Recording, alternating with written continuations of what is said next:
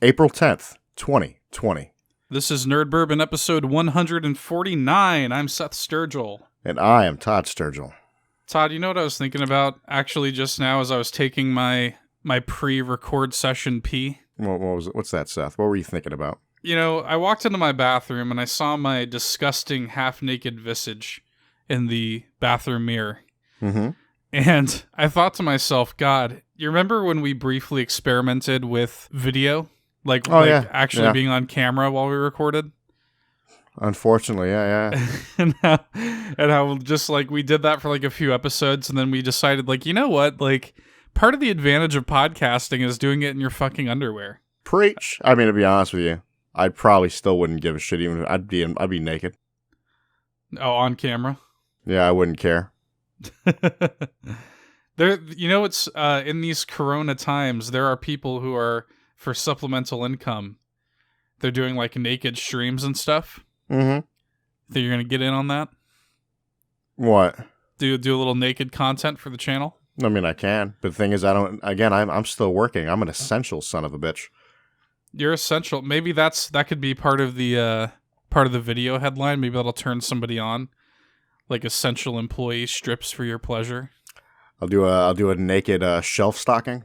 Oh God, that'd be so gross. Like bending over to pick up the product and shit.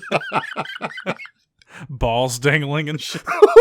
just that really good, just squat, just balls just fucking hanging. Once you get into a real rhythm and you start to pick up speed, your balls slapping against your leg and it's just gonna be giblets moving. It's not good. Titties flopping around. It's not good at all. Not good at all. Off to a strong start, Todd. How are you holding up in this pandemic? Living on, again, I'll say it, it's been basically my motto for during this shit is living on caffeine and a dream. Yeah? Yeah, I've actually, I'm supplementing my rain with Death Wish coffee now. Death Wish coffee has become like my drink on the way to work, and just kind of like my pre-work caffeine. You know what's hilarious to me is because obviously the caffeine difference is major, but you've actually taken a different, like a completely opposite path to me, because I used to be very like, you've never been a coffee guy. No, you've never been a coffee guy. Now you're doing it just for the sheer amount of caffeine that is packed into the granules of Death Wish coffee, but 54 milligrams per fluid ounce. Daddy likes that hit, boy. How's your mental state? Oh no, here's the thing. I already lost my mind a long time ago. This just doesn't help the situation. I was already a burnt out piece of shit. Now I'm just like, I'm exhausted. I got no fucking energy. That's why, again, I'm not even drinking this for the extra energy. I'm just drinking a lot of this caffeine, like 900 plus milligrams a night, almost every night God that bless. I work. So it's 900 plus easily every night. And it's just to keep a baseline level of energy, because it's just like, just lifting shit is just, it hurts. It's heavy. I can't close a fist properly. Like my hands hurt, my fingers hurt. Like, you think you're developing like arthritis or something? Maybe. Possible. It's possible. It's definitely possible. Am I mistaken, or doesn't like your mom have arthritis in her hands or something like that? Oh, fucking, I know my grandmother did. Yeah. I know that for a fact. My mom probably does have it. But other than that, man, it's just exhausting. Just fucking.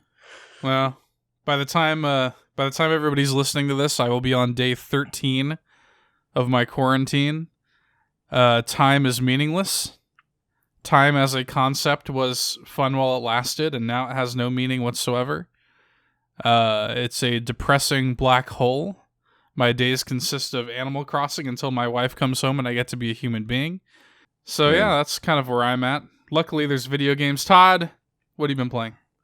I have beaten Neo 2. The credits have rolled. The credits have rolled fucking finally.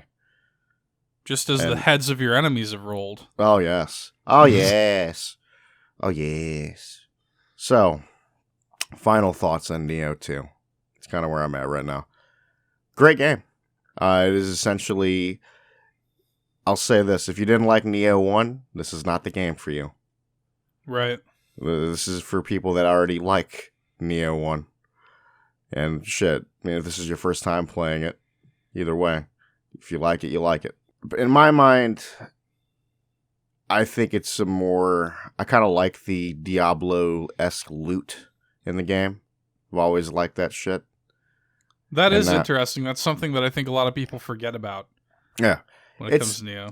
Yeah, it's very much a... I think it does like a lot of interesting things. And I think in this one, I think they've gone even further with like... Well, actually just right now, before we started recording, I was farming for some of the droppable combat arts for my weapon, the Odachi, which I got one of them, and I'm working on getting the other one. So there's that level of farm, that level of grind, and I always love a good grind if it's fun. Neo's grind is pretty fun to me. Now, it's funny is I want to put it down and jump to Doom, but then I'm like, I feel like I'm not done with it yet. Well, do you feel like you're at a place where you could at least put it down and then come back after?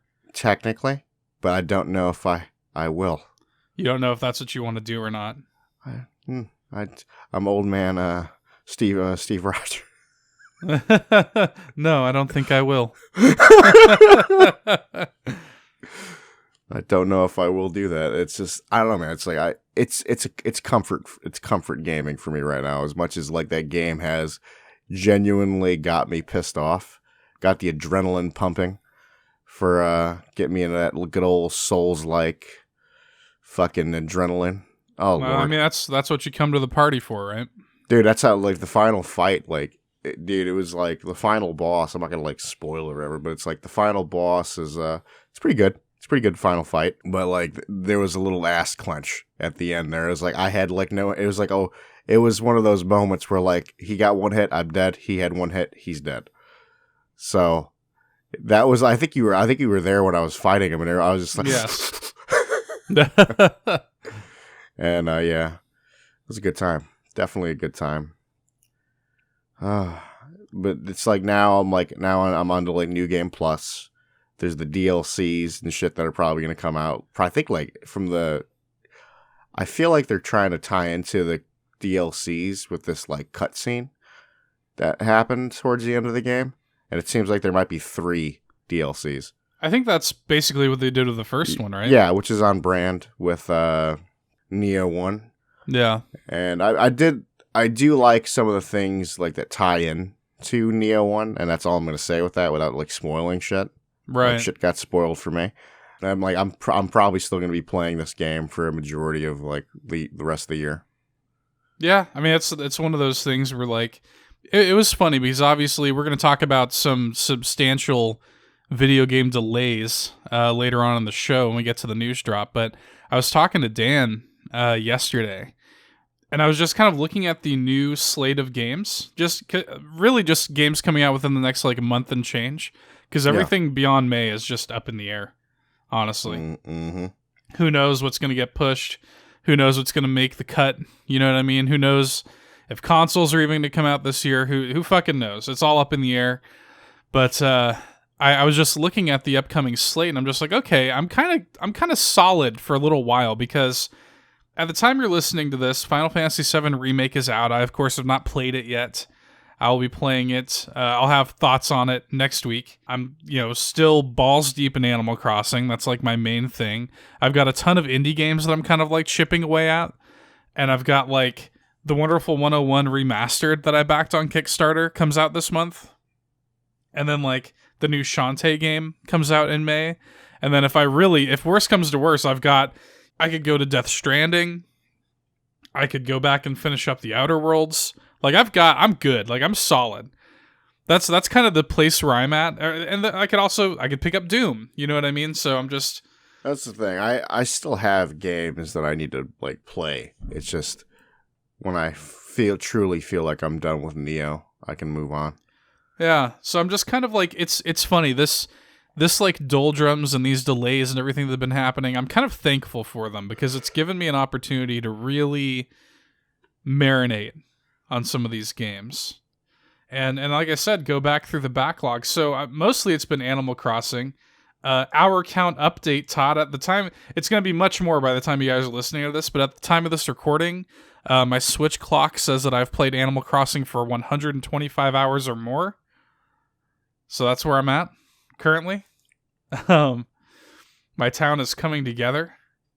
But between bouts of Animal Crossing, I completed a playthrough of a little indie game that I don't know if you would remember this or not. It's called The Tourist. The Tourist. This was showcased, I want to say like a year or two ago at like an Indie World Direct. Mm-hmm.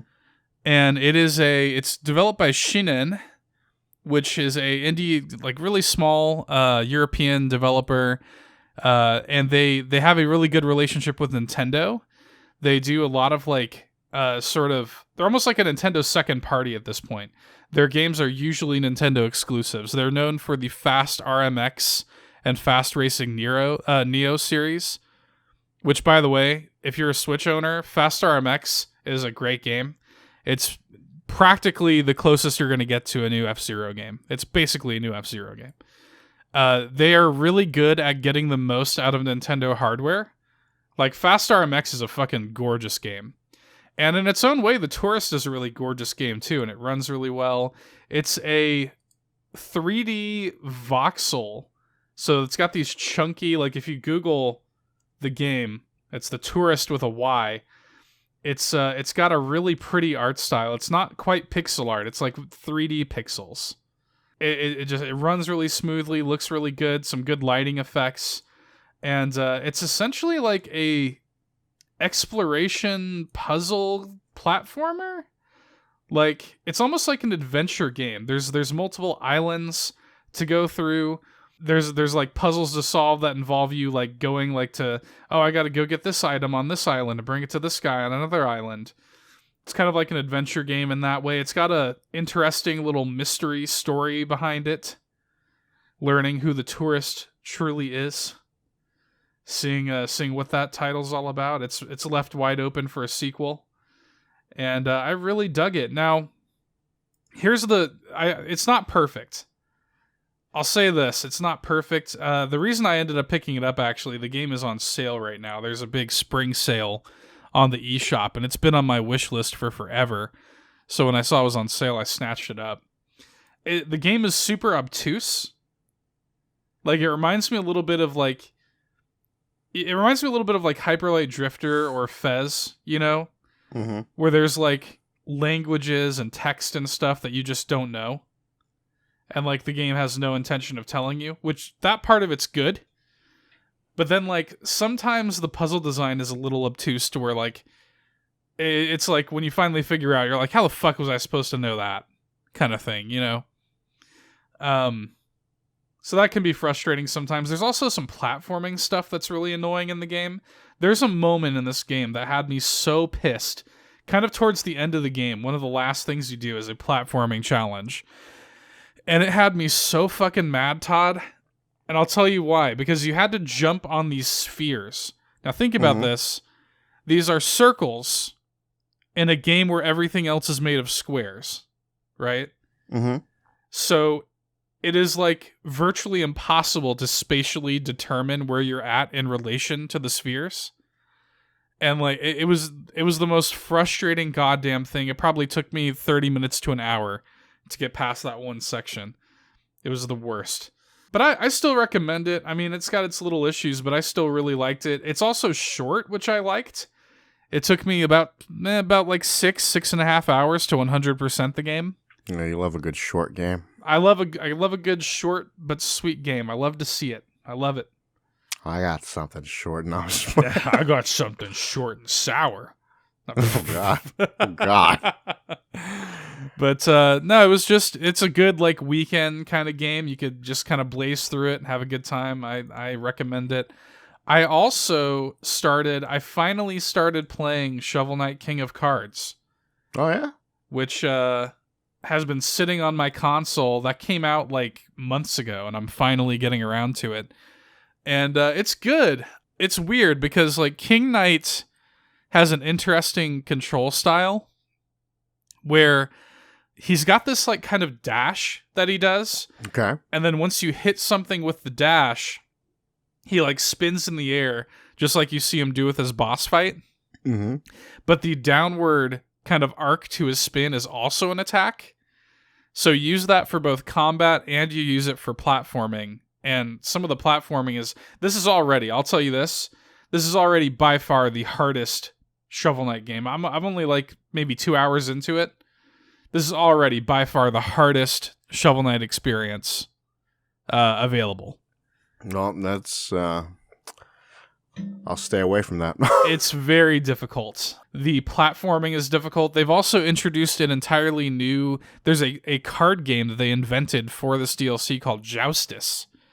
And Joustus is also... It's actually kind of an interesting little card game, and I had fun with it. But it's fucking hard, too.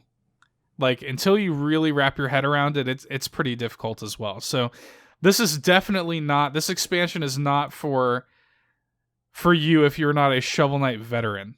You know what I mean? I would definitely recommend playing the other ones first. Like, this is definitely... It feels like the end of the Shovel Knight experience here. Mm-hmm.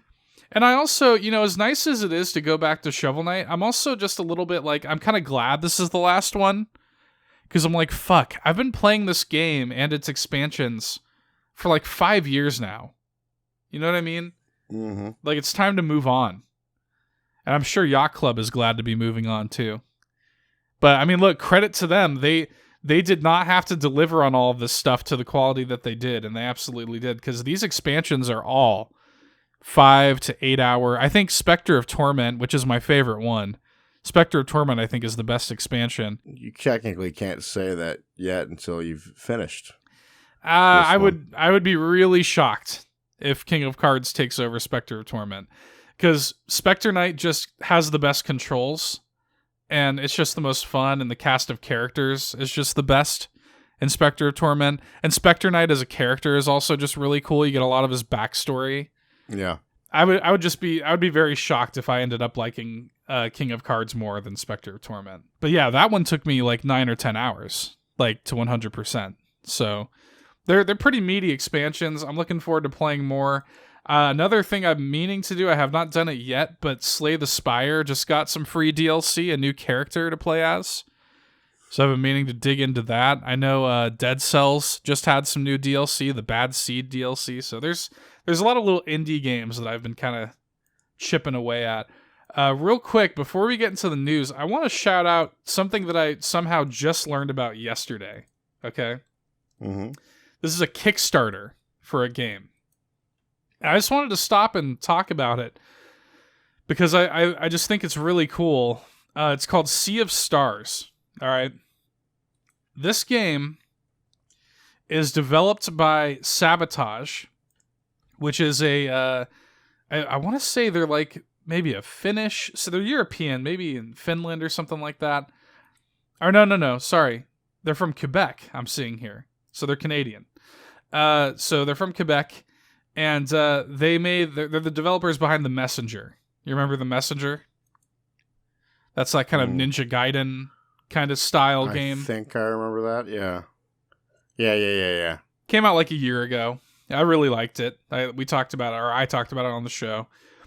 Sea of Stars is kind of like a kind of SNES style turn-based RPG with a great... I mean, it has a beautiful art style. I'm watching a trailer for it right now. It is you'll see as you're watching gameplay, it is one of the most beautiful pixel art games I've ever seen. Oh, wow.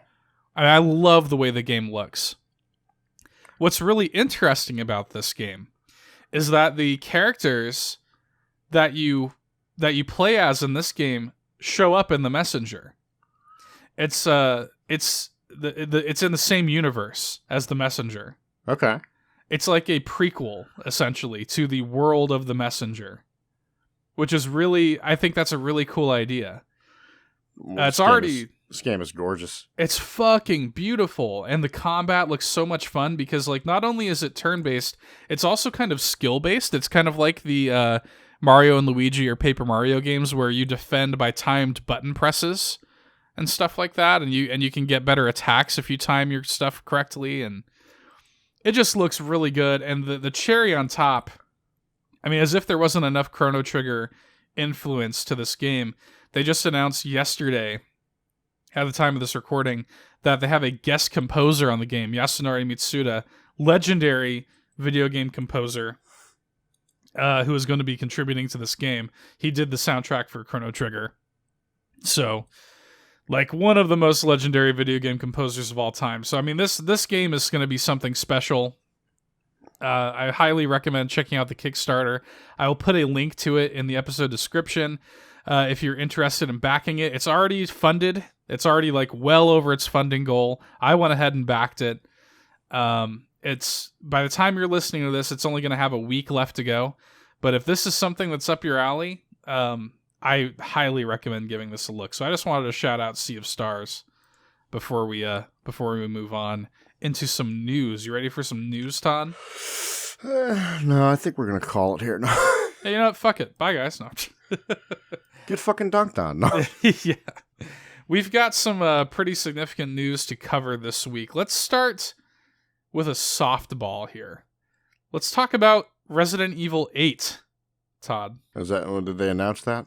They did not announce it. We're covering a rumor here. Now, if you remember, maybe a month ago, 2 months ago on the show, I talked to you about how there are rumors about, like, oh, it's going to be, like, first person again. There's going to be, like, werewolves and shit.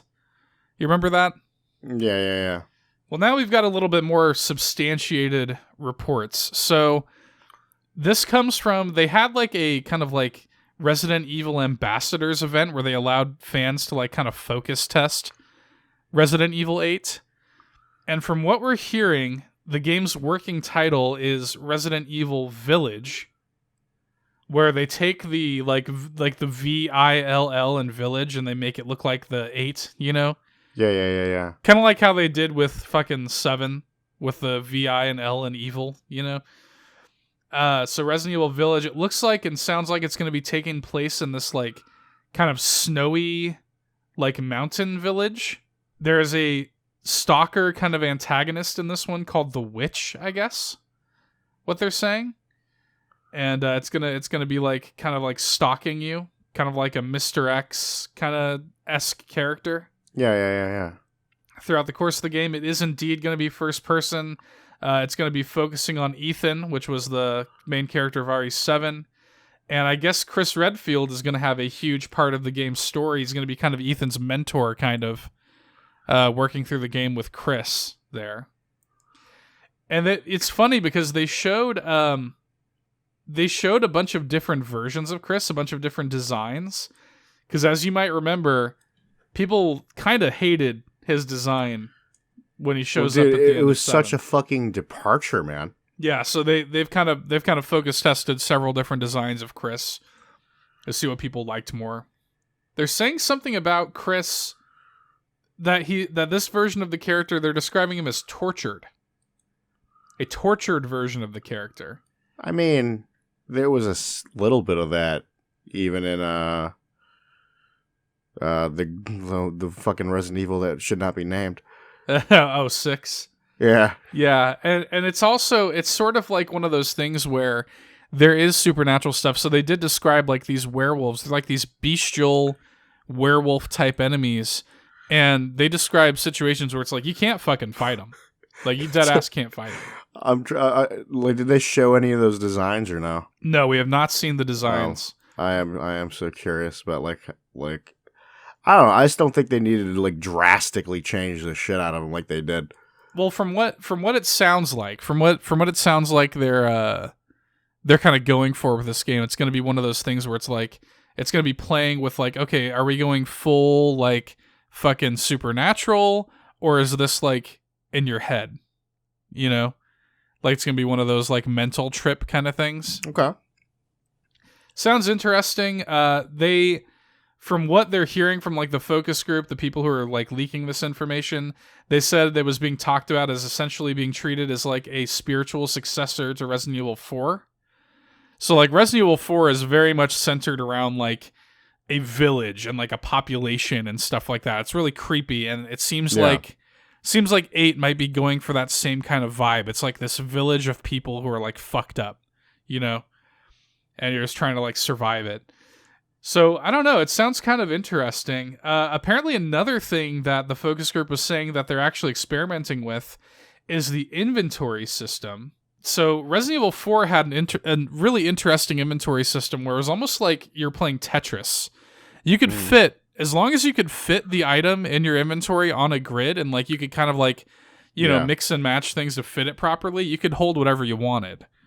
So that would be really cool to see that return. But I don't know. This is all stuff. It sounds like they're really experimenting with a lot of things and seeing what fans like the most, which is good. I mean, it's good that they're doing so much focus testing work with this game. It sounds like they're trying to have this thing ready to go by early next year because, you know, Resident Evil has essentially become an annualized franchise at this point.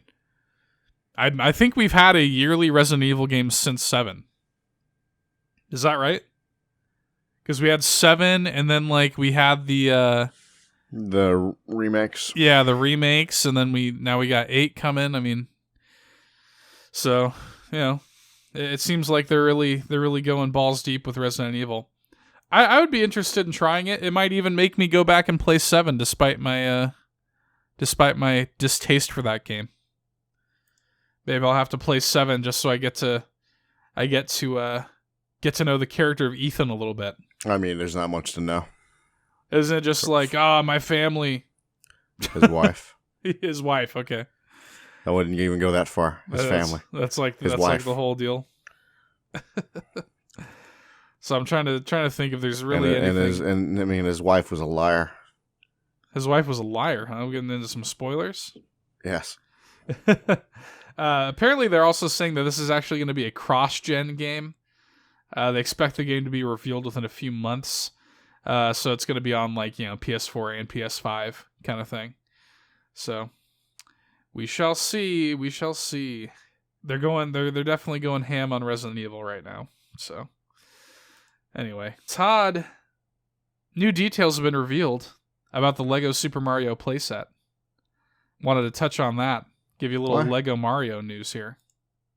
So we kind of know some launch details now. The playset's going to launch on August 1st, and the initial rollout is going to come in 3 parts: the standard Mario starter course, the Piranha Plant Power Slide expansion set, and the Bowser's Castle Boss Battle expansion set. So what comes in all these? So the starter course is going to retail for $59.99. That's going to be what gets you the Mario figure itself, which, by the way, it's battery powered.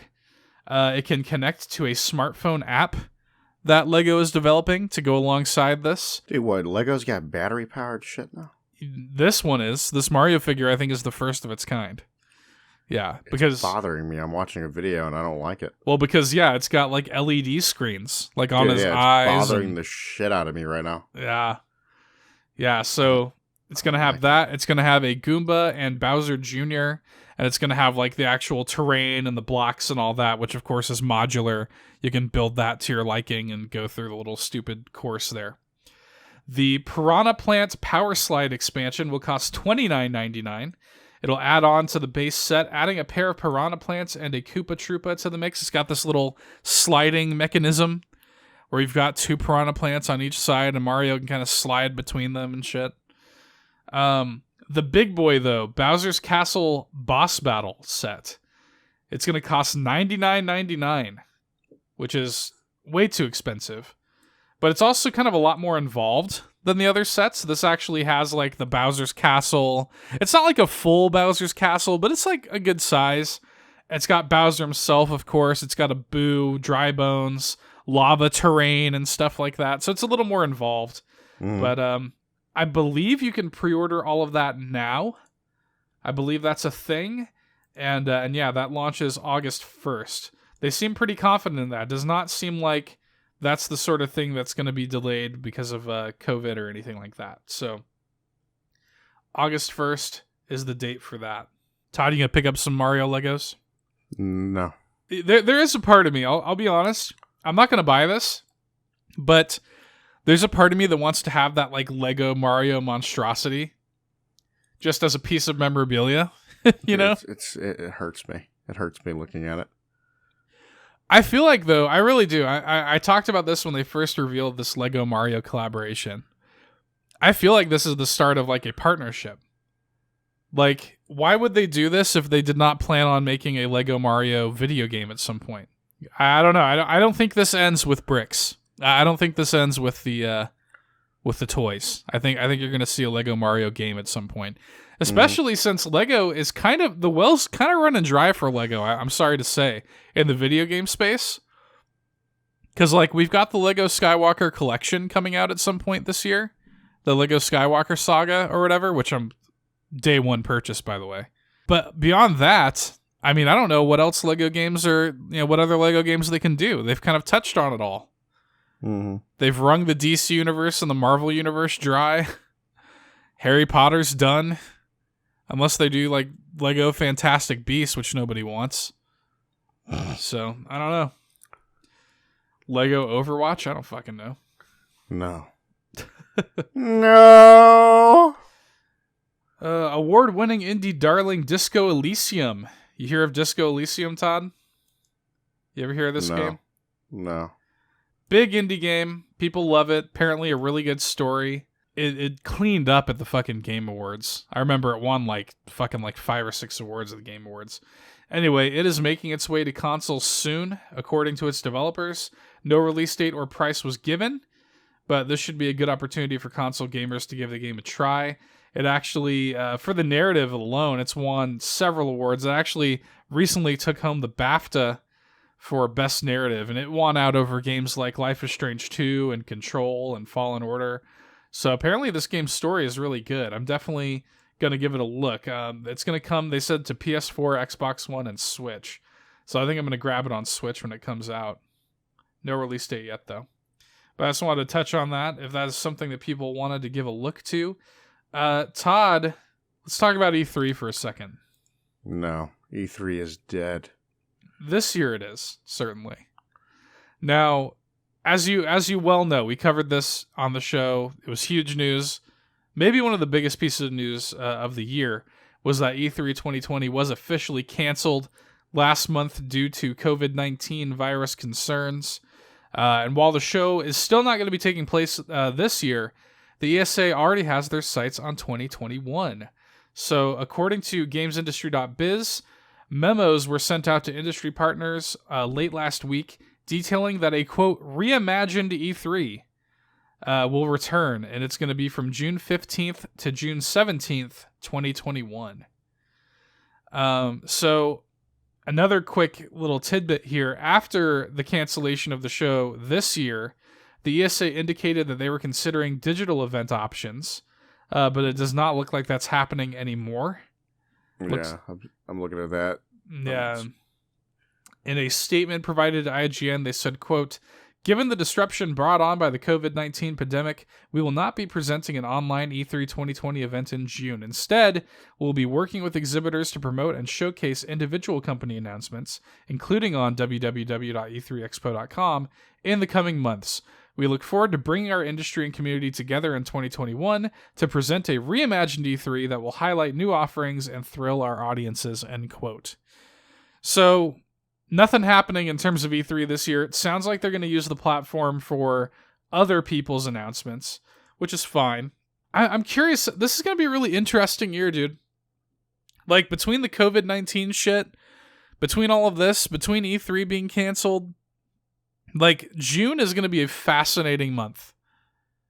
I mean, you got to think about it. We're here in mid-April. In a normal year, we would be gearing up. In like 2 months, we would be getting ready for E3. You know what I mean? So I'm wondering, are people going to kind of stick it to that like June timeframe for their announcements? We know WB's got a lot to announce, for instance. Is everybody going to kind of stick to that like June timeframe? I sort of expect them to. I think they're going to kind of keep with that structure. I think that sort of fits nicely into their fiscal years. And just in their they probably already scheduled a lot of this stuff and prepared a lot of this stuff for June. So I think we're going to see a lot of it still in that kind of June month. But some big news should be kind of happening soon. I miss E3 though. I am going to miss E3. I'm gonna miss. Fucking fool. No. I'm not gonna lie. Like it was a nice tradition for me. Wake up, have some coffee, get on Skype with you, watch the press conferences together. Wanting to die during EA. Wanting to kill myself during EA. Furiously taking notes the entire Dude, time. the last E3 was rough. Like, It was. dude, that shit, I wanted to kill myself during like almost every single one of the conferences. Almost no. I mean, really, Xbox's was like pretty solid, as I remember. But like Ubisoft had an awful show. Dude, I wanted to kill myself during Ubisoft. I was like, holy shit. EA had an awful show. Like Bethesda had an awful show. It was pretty much unilaterally bad. Nintendo's always the main. Nintendo always has a good E3 Shut Direct. up, you fucking It's just true. I know. Nintendo's never. I cannot point to a single Nintendo E3 Direct that is disappointed.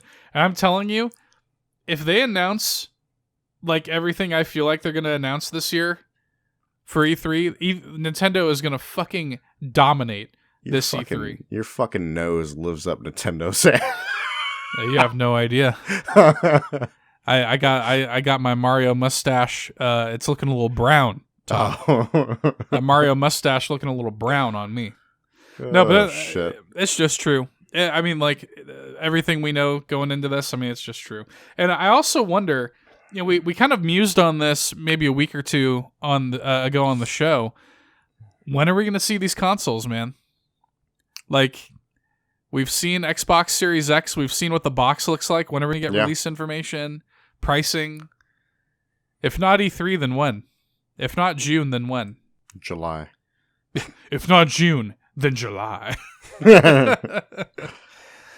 So, I do suspect... We're going to talk a little bit about that, the big topic of the week. We're going to talk about that, but I do suspect that we'll get our first look at the PS5 box pretty soon. We'll see. Let's talk some PlayStation news, Todd.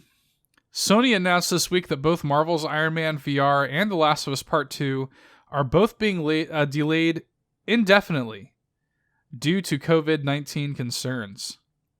They were originally slated to be released on May 15th and 29th, respectively. This is the third delay for The Last of Us. Although it sounds like this delay is actually more tied into the virus than to the game's development itself. Because COVID-19, it causes, obviously, a lot of the production happens overseas where a lot of the stuff is running rampant, causes complications with the production of like the physical discs. And while the game's development is at the, quote, 1 yard line, according to director Neil Druckmann, Sony and Naughty Dog don't want to launch the game until they can do so properly. Yeah, I feel that. Yeah, so responding to fans, there are a lot of fans who are like, hey, can you at least release a demo? Could it be a digital-only release or something like that?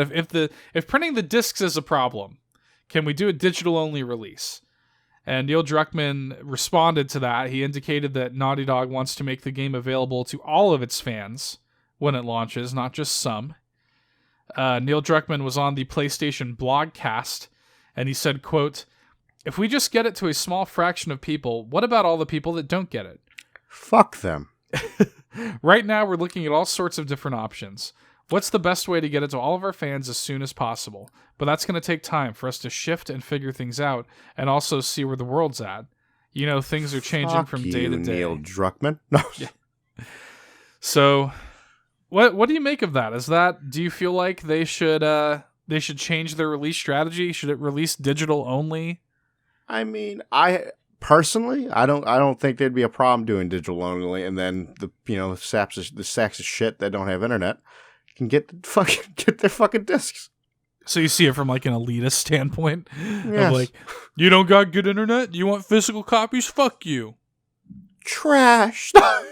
You know, it is funny because we've seen a developer sort of take that stance in a way with Square Enix and Final Fantasy VII Remake.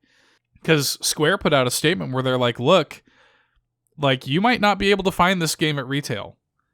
Like because of COVID, the production, the printing of the discs, it's been it's been kind of like rough, and you might not be able to find physical copies. This is my thing. I understand there's people that just have shit internet or just, can't whatever.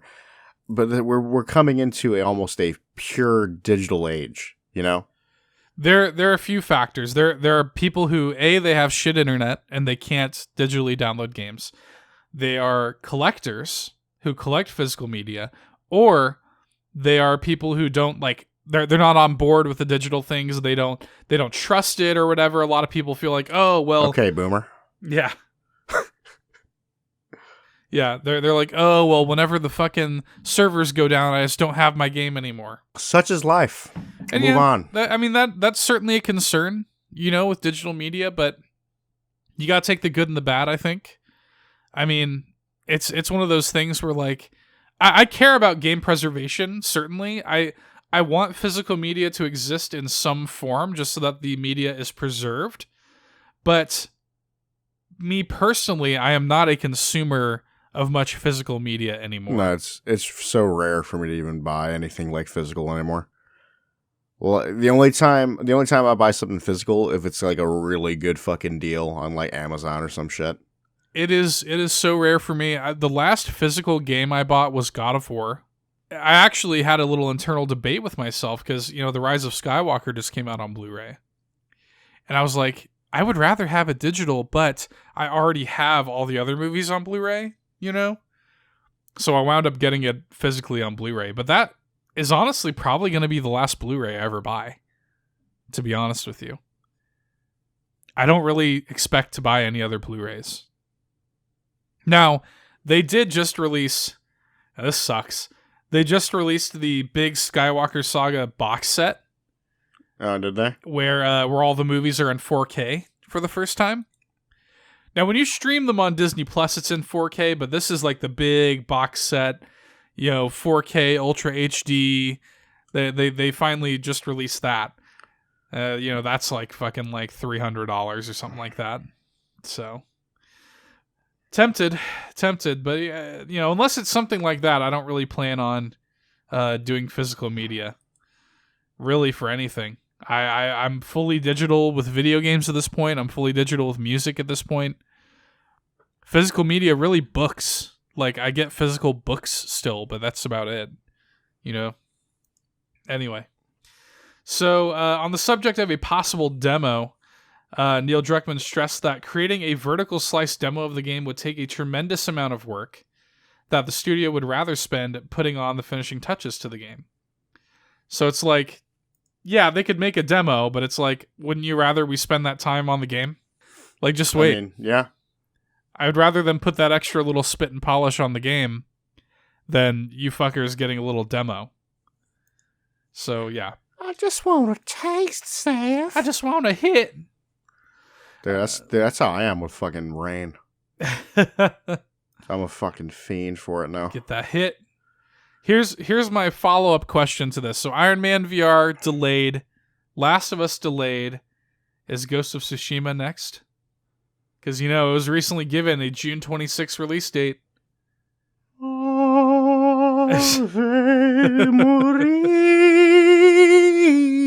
That is less than a month after The Last of Us was supposed to come out. Well, I don't know. They've taken everything away from me. They can do that too. Seems a little dicey, man. Especially, consider this too. Sucker Punch, by the way, is located in Seattle, where a lot of the, Seattle's got it pretty bad. Washington's got it pretty bad with the COVID stuff. So I'll be honest, the port cities, yes, are pretty fucked. The states where there are ports, yeah, for sure. Yeah. So I fully expect Ghost of Tsushima to be next on the chopping block. I'm a little shocked, honestly, that they didn't just come forward and just say, hey, like, all three of these games are delayed. Now, I have nothing left, Seth. I know that. I will be truly lost. Oh, if Ghost of Tsushima gets pushed? I have nothing really much to live for. You hear that, Sucker Punch? Todd's life is in your hands. Like, you don't understand the suffering and the pain, the agony, the defeat. We'll have to start a social media campaign. Sucker punch save Todd. Yeah, right. Sucker punch save Todd. We'll do this. Fuck everyone else. Give me a copy. Treat you like a Make-A-Wish kid. Motherfucker, I am a Make-A-Wish. I'm on my deathbed as we speak. You know, I was told one of the funniest shit from one of the managers at my store. Yeah? That I remind them of an old Jewish man. I could see that. Just the way I act. Just like the way I act towards shit. I could definitely see that. I could see you as an old Jewish man. Curmudgeonly. Now, also interesting. So, just to tell you how seriously Sony is taking this with the indefinite delays, if you pre-ordered The Last of Us or Iron Man VR digitally, it has been delisted from the store. You cannot pre-order it anymore, and you've been issued a refund. Wow. Yeah. I mean, here's my thing. I wouldn't even have given a shit. Like, either way, the game's gonna fucking come out at some point. Yeah, that's kind of where I was at too. I was like, I mean, who cares? It's gonna come out one day. Like, I don't think I needed this fucking refund. I mean, I didn't even reorder it yet, but still, like, I would have been like, all right, whatever. I promise these will not be the last games that get delayed. I'm looking at Cyberpunk. I'm thinking Cyberpunk is probably going to get delayed. All right, Seth. What? I'll tell you something right fucking now. You shut your fucking whore mouth. All right? I'll fucking go down to Louisiana with these cheap plane tickets they got going on. I'll fuck you up. I'll put my health at risk. My health is already at risk. I can make like a hit list of games that are probably going to get delayed at this point. Stop it. Cyberpunk's on the chopping block. Cyberpunk, you might as well kiss that goodbye.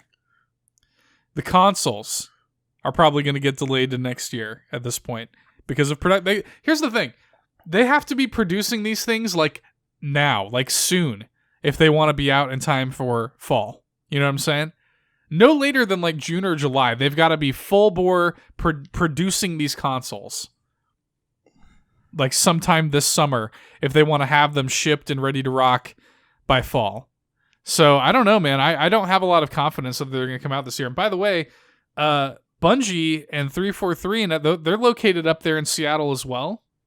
So 343 being up there working on Halo, they are working remotely. Well, how much can you really get done remotely? How much can you really get done remotely? And also, if Halo's not ready to go by the Xbox's launch, is it worth launching the Xbox? That's the whole thing, is Halo's supposed to be a launch title, right? Mm-hmm. So, like, if Halo's not ready to go this year, why even release the fucking thing at all?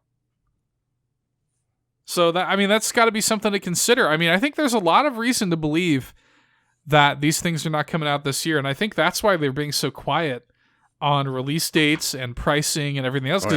Just like waiting and seeing how this is all gonna roll out and shit. Because they don't know. Yeah. Sony has been really quiet. Obviously we've seen what the Series X looks like. It was revealed during the Game Awards. We don't know what the Sony box looks like. However, to close out the show, let's talk. What a fucking segue, you piece of shit. Good segue. I'm gonna pat myself on the back for that segue. Let's talk the PS5 controller, which was officially unveiled this week via a post on the PlayStation blog. Can I say something? I think with the way that the controller is designed, you can kind of infer a little bit how that box is going to look. I completely agree. I think we're going to have an interesting discussion here about this. Let's talk about the controller first. It is called the DualSense, which is weird. Sort of bucking Sony's traditional... traditionally, they're called the DualShock, DualShock 2, DualShock 3, DualShock 4. This is the DualSense.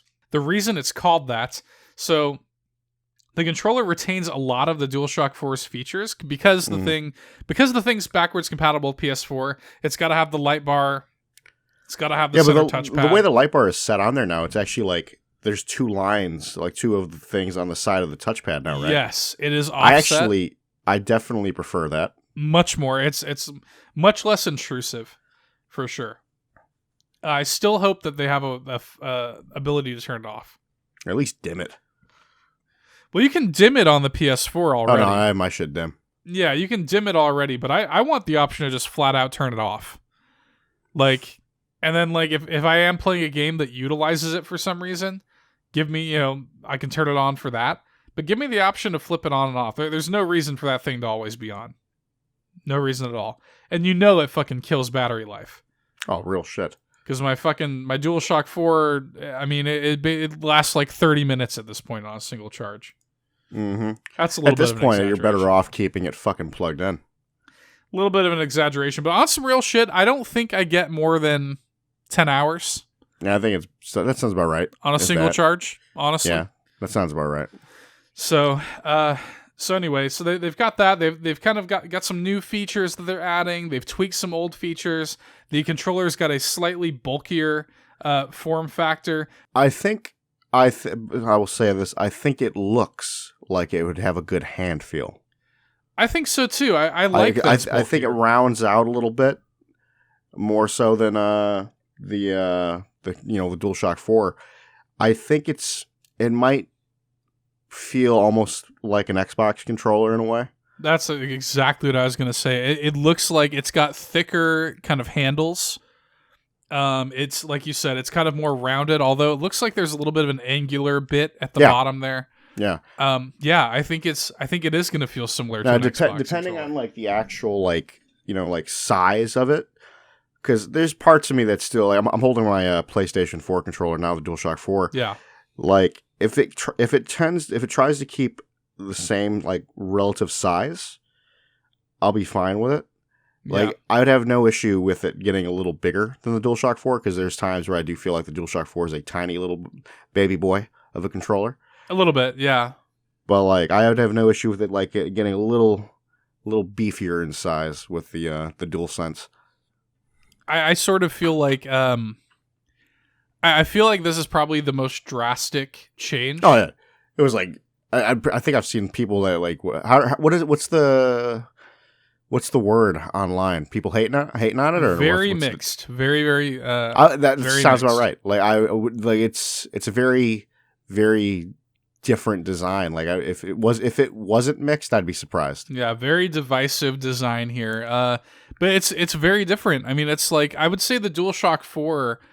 I mean, it is different, but it's different, but it's still similar. in that. Yeah, it's really the main thing to me that with like the DualShock 4 versus like the DualShock 3 and like DualShock 2 is the main differences are the what would you call them? The legs, essentially.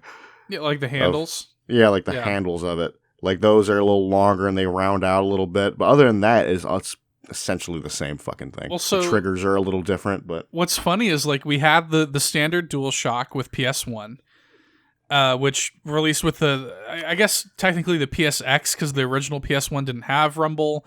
The original controller didn't, and then they like later kind of versions of the PlayStation 1 had the first version of the DualShock, and then the DualShock 2 came out, and then we talked about this a little while ago on the show. You remember I kind of you hadn't heard about it before, that boomerang controller that they were gonna do for PS3. Yeah. Which they ditched at the 0 hour, and that's why the DualShock 3 is literally I feel like Chris Traeger, literally. But no, it's literally a DualShock 2. That's so funny is because like I actually ended up watching a little bit of Parks and Rec clips on YouTube. I one of my favorite shows ever. So good. We've been watching it. We actually just started the final season. My wife and I. She's watching it for the first time. But very nice. But yeah, so it is quite literally the same shell as the DualShock 2. They just changed the triggers. But otherwise, I'll be honest. I truly do hate the PlayStation 2 and PlayStation 3 controller. PS2, I did not mind at the time. PS3 controller was always garbage. It's so tiny. Yeah. You know what that is? It's probably again you had bigger hands by the time you got to the PlayStation. Yeah, that's probably true. Yeah. But then obviously PS4 total departure. We both love the DualShock 4. Oh yeah, PS4 is like up there for one of my favorite controllers. Great if not my controller. favorite. Great controller. But now the DualSense, huge departure design wise. I like it. I'm on the I like it. I'm ready. I actually can't wait to actually get it in my hand. Feel it. Yeah, I'm on the more it. positive side of it myself. I want to feel it in my hands. I want to get that hand feel. Now, we've talked a lot about the design and the build of it, but what we haven't talked about is the reason it's called the DualSense is because it has various forms of like haptic feedback tech inside of it. Doing the HD rumble.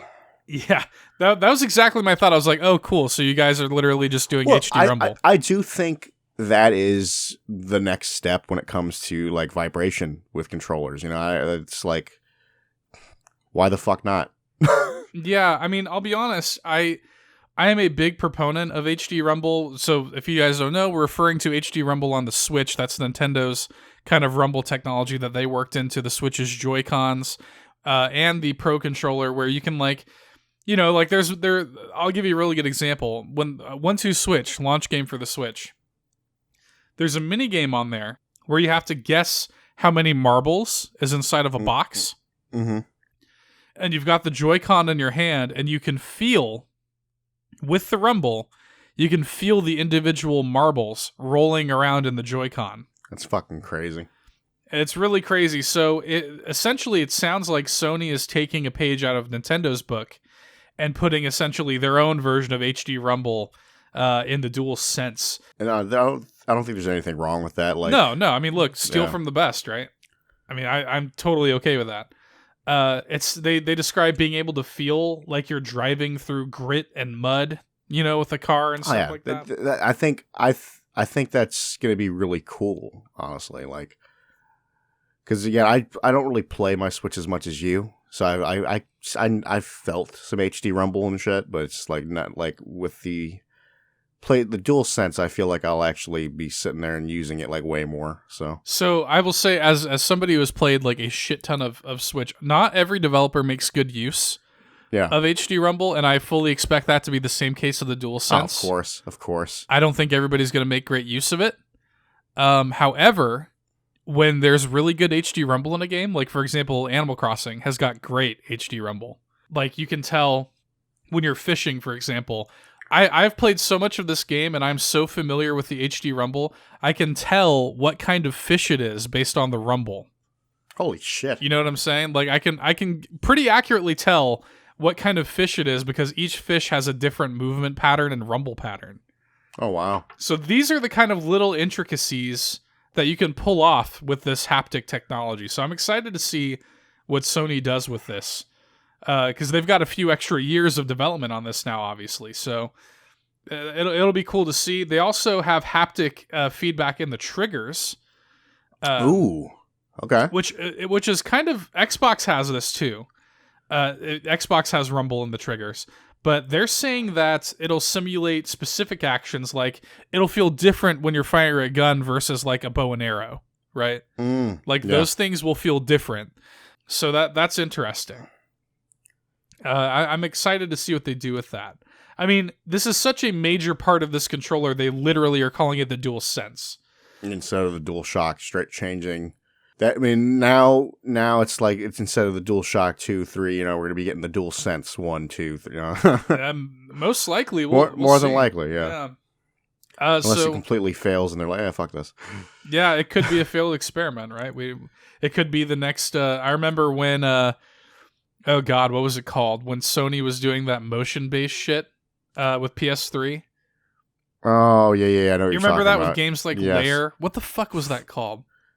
Oh, 6-axis. Yes. That shit sucked. Fuck 6-axis, dude. 6-axis sucked. Hated that shit. Todd, you're so lucky that you played Uncharted 1 when you did, because imagine this. When Uncharted 1 first came out, the version of Uncharted 1 that I played, when you aimed the grenades, you had to use 6-axis. Oh, fuck you. You had to use 6-axis to aim the grenades, and it fucking was awful. Ugh. I think I played Lair. Lair sucks. Layer sucks like hot ass. And then like fucking like 5 years later, they're like, oh, we released a patch to disable 6-axis, and now it's just a mediocre game without shitty motion controls. Anyway, maybe we'll see. But there are some other minor changes that they've made to this controller. So like we said, the light bar from the DualShock 4 returns, but is migrated. It's a lot smaller. It's now on the sides of the touchpad rather than being on the front of the controller, which I like. The share button has been replaced by a create button. A lot of people don't realize the share button is kind of a thing on like all the controllers now. Sony did invent that. Like, yep. PS4 was the first one to do that. So they're replacing that with the create button. Sony says they will detail what that means at a later date. I mean, essentially it's going to be almost the same shit. Maybe like a couple new features. I think it's going to be the same. I think I could really see them doubling down on this, though, because like streaming and like video capture and screenshot taking and stuff like that. It's such a thing now. It's such a thing. So I really think they're going to double down on that with PS5. I think they're going to make it even more advanced, even more options for creators and streamers and stuff like that. So kind of piggybacking off of that, the DualSense has a built-in microphone array, which will allow players to record voice chat and stuff like that without the need for a headset. My thing with that is like, how am I going to hear you talking through it? Yeah, I mean, like you're gonna. So I'm assuming the audio would play through like your TV, right? Yeah. But yeah, you would hear me. Like I would be talking to you without a headset on my face or anything like that. The controller would be picking up my voice. I'd have to see that in practice to really give an opinion on how I feel about that. I would have to. What I want to hear is the audio codec for it. Yeah. Like I want to hear how crisp does that really sound? How sensitive is it? Because if it's crisp, that's cool. Like yeah. That'd be kind of a cool option. You know what I mean? That'd be a cool like so they don't have to package a headset in the thing. Yeah. So blessedly, Sony has said in their blog post that strong battery life is a priority with the DualSense. And yeah, give a slow clap for that. And yes, it will utilize USB-C. So thank fuck for that. Just do another slow clap for that. So we've got emphasis on a stronger battery life, and we've got USB-C connection, which means it's going to charge quickly. So about fucking that's good. time. That's good. God. Makes me happy to hear that. So, and that might also imply that they are indeed going to let me turn off that light bar if they're really concerned about battery life. So that'll be nice. So as we talked about the build. We've talked about the little changes and everything. Interestingly, one thing we haven't touched on yet is the color. Yes. So it's a two-tone color design. The first one that they've showed off here, this initial first look at it's got a kind of like monochromatic white and black, primarily white. Honestly, now, could I say that? Like, I think like the other style, I think this controller it can get. I think we're gonna be able to customize that shit when they start coming out with it. Oh, like you think you're gonna be able to take those faceplates off? I wouldn't even go that far, but like I feel like you're gonna get a cool selection of some controllers with like the two-tone shit. Oh yeah, I'm already thinking about like if you like replace that white with like a dark blue or a red or something like that. Well, even like you should be able to replace both, like the black and that. Like, yeah, you absolutely could. I think PS4 Trophies actually did a mock-up, like some mock-up images of what a DualSense could look like. Mm-hmm. Where it's he did like a mock-up image of like the different like kind of styles they could go for, kind of a sleek blue, or if they wanted to go all black like a traditional PlayStation controller. Now it still looked pretty fucking clean, honestly, all black. Now here's the thing. This is what I want to talk about here. The fact that it's not all black. Are we gonna get a fucking like almost white? I think the PS5 is gonna be white. Yeah.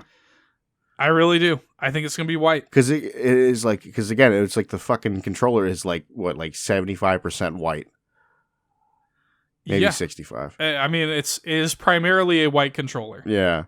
If this is going to be a black console, they would have just had, if the box is going to be black, they would have just had an all black controller. I feel like this was a hint, you know? Like a little tease. not only is the controller white, but they're doubling down. If you even like the backgrounds and the marketing is all white and everything. Mm-hmm. I think they're doing PS5. I think is going to be a completely different kind of like brand, like a totally different look for PlayStation. I think white console, primarily white controller. It's going to be weird, man. I don't know. Like PlayStation's always been like darker, on the color scheme for me.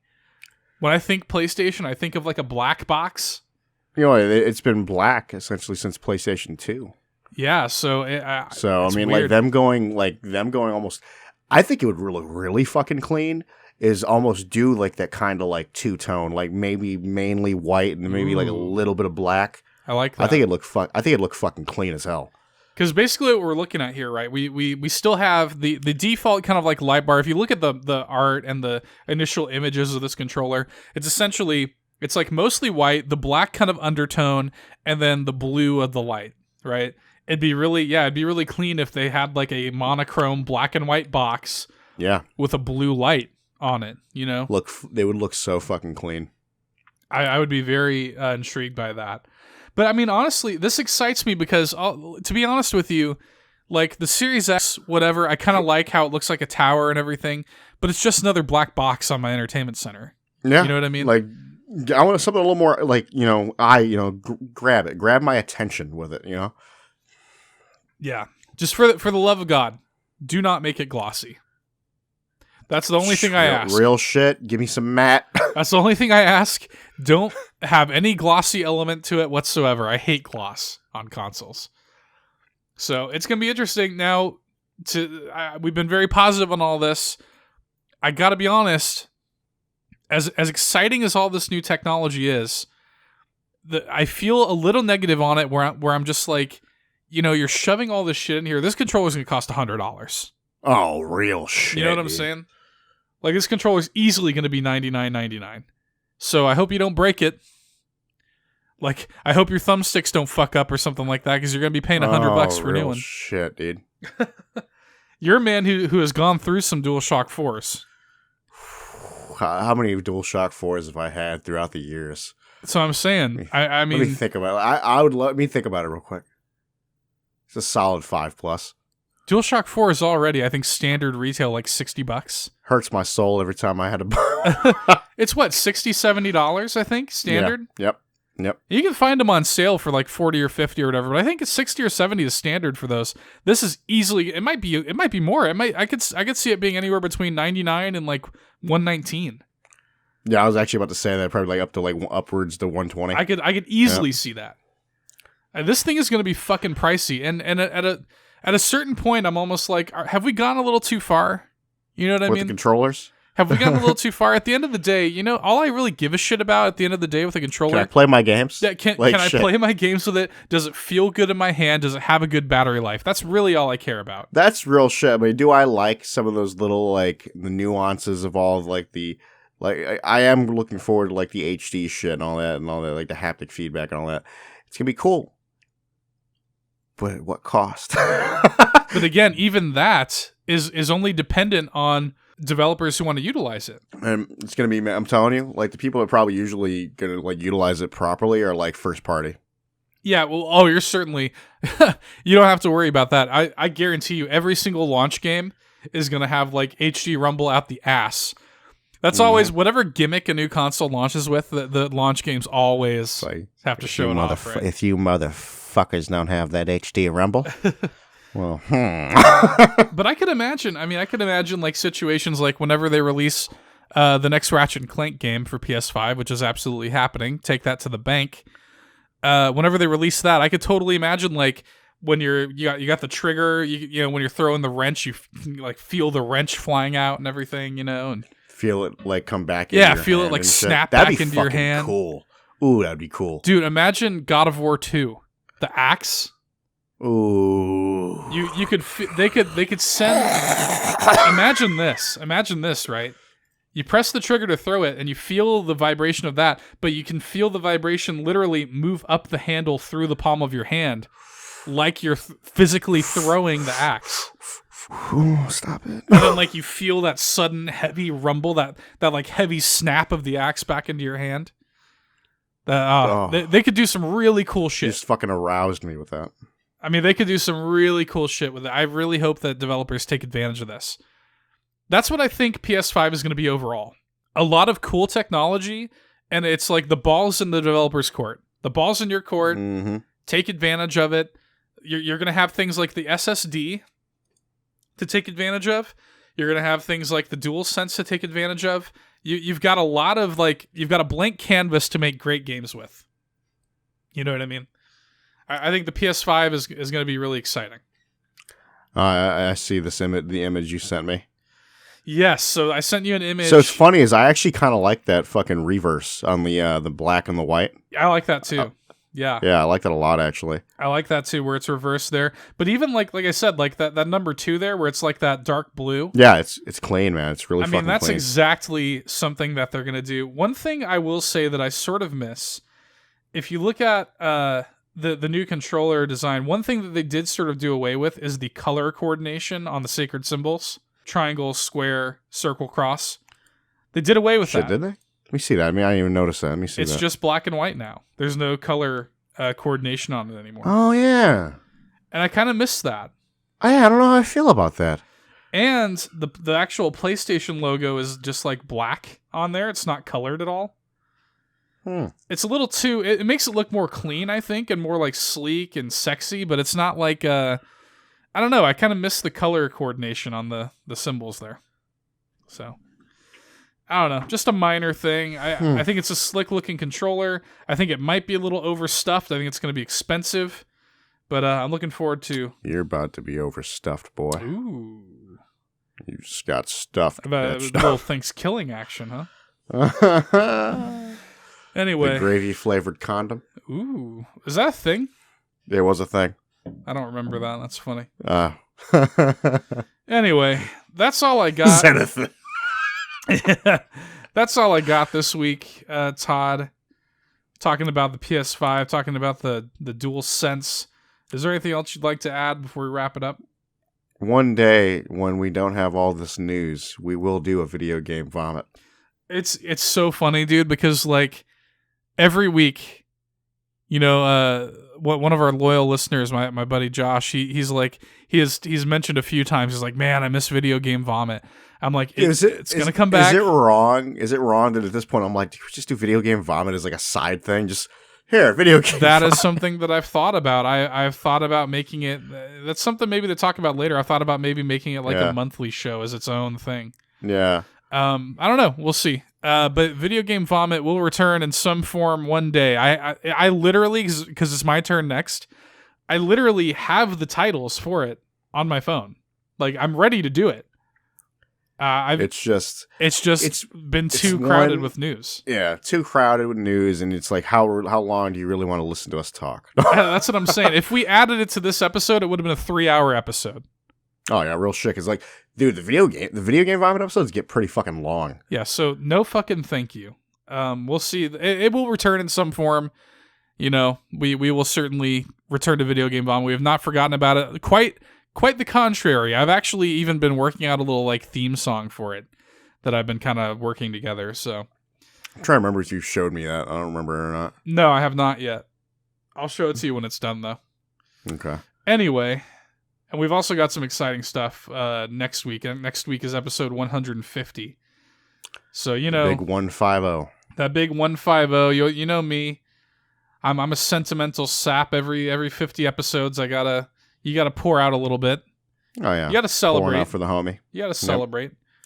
You know, you gotta look at your milestones. I mean, 50 weeks of podcast. I mean, that's another year almost, essentially, of weekly podcasting. So you just gotta mark the distance, Todd. Anyway, with that being said, we are off. We'll catch you guys next week. Get fucking dunked on. Bye.